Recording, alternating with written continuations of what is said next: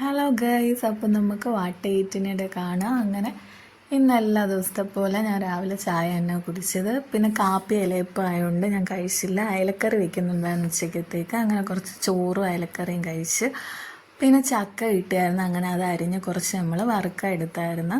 അങ്ങനെ ചക്കയൊക്കെ വറുത്ത് അതെടുത്ത് കുറച്ച് കഴിച്ച്. അത് കഴിഞ്ഞ് പിന്നെ നമുക്ക് ഉച്ചക്കത്തെ ഫുഡ് അയലക്കറിയും പിന്നെ ഇന്നലെ ചൂര അച്ചാറിട്ടായിരുന്നു. അങ്ങനെ അതും പിന്നെ ബീൻസ് അല്ല അമരയ്ക്ക തോരനും പപ്പടവും ഒക്കെ ആയിരുന്നു ഉച്ചയ്ക്ക് കഴിക്കാൻ. അങ്ങനെ അതൊക്കെ കൂട്ടി ഉച്ചക്കത്തെ ഫുഡ് കഴിച്ചത്.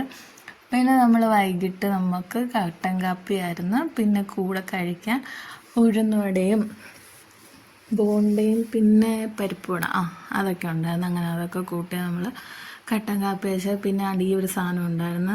ഇവിടെ ഡയമണ്ട് എന്നാണ് പറയുന്നത്. അങ്ങനെ അതും കുറച്ചെടുത്ത് കഴിച്ച്. അവൾ പിന്നെ എന്തോ കൊണ്ടുവന്നാലും ഇങ്ങനെ തട്ടിപ്പറിച്ച് കൊണ്ടുപോകും. അങ്ങനെ അവൾക്കും കുറച്ച് മുറിച്ച് വെച്ച് കൊടുത്ത്.